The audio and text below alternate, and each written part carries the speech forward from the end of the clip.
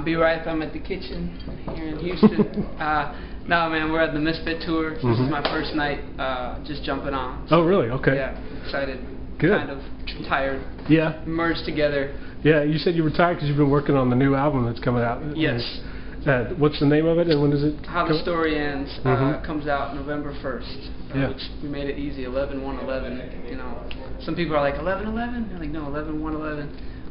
But yeah, that's all I've done for the past 3-4 months. So I'm trying to come out of that mode and be like, okay, this is what it's like to function again as a human being. So yeah. I'm excited about it. I dug real deep on it. Yeah. So yeah, it turned out good.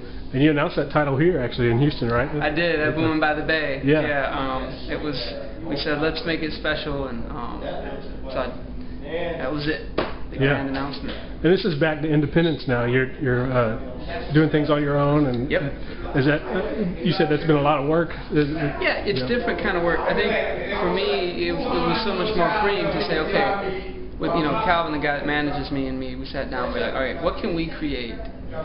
Not by ourselves, but just with what we have, and then watch everybody come on board, as opposed to trying to adjust our speed to some vehicle that's already moving, but it's kind of it's like you can't do the things that you feel called to do as much. So on this one, it was like I saw God move in ways that I never ever would have if I was like, all right, let me just put my trust in this producer over here, and let me trust whether it would have been Virgin or Goatee. It was like, oh wow, all this stuff is happening. We didn't even, it was one of those bigger than I could dream or imagine experiences. So it's hard, but it's easy. It's weird, man. It's like it's so hard and it takes everything out of you, but yet it happens, as opposed to other things where I felt like no matter what I did, it just wouldn't happen. So this was a different kind of a story. So. Yeah.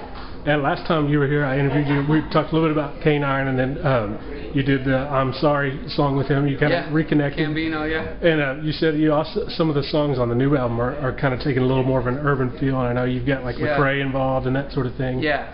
Tell me a little bit about some of those songs and kind of the direction they're headed.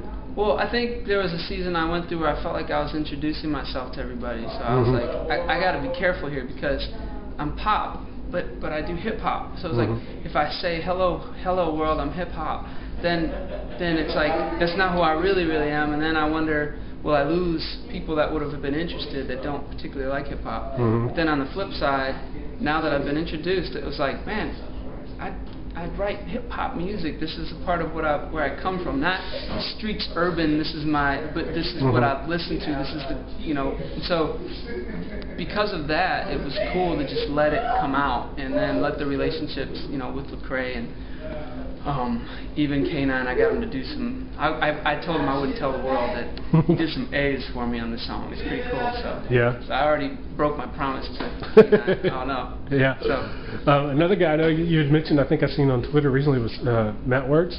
Oh no, Dave Barnes. Dave Barnes. Okay. Yeah, they're close. I get them confused all the time. They're like intertwined. Dave Barnes, I've known him for years, and he's just an awesome guy. And he's got a great thing going for him. And I was a song, I was like, man.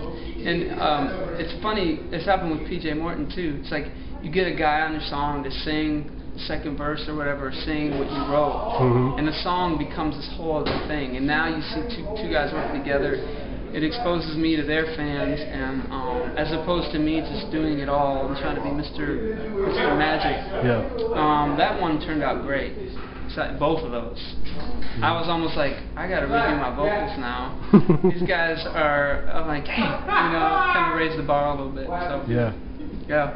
Cool. Well, anything else you want to share about the new album and what's going on with it? Man, How the Story Ends. It's not the end of the story. It's a metaphor for the bigger picture of life. That I know how this story ends ultimately, and it's good.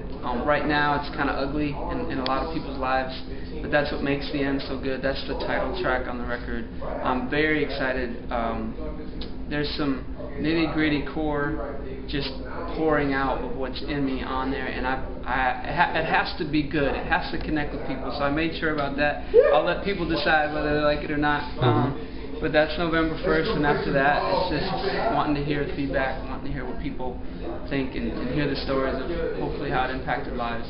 All that stuff. And they find you online at B.Rieth.com? B.Rieth.com, yeah. And just search B.Reith, and you'll find all kinds of stuff.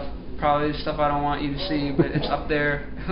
And yeah, you can pre-order the record. I don't know if this yet. So B.Reith.com. And there's a trailer we did. It's pretty fresh.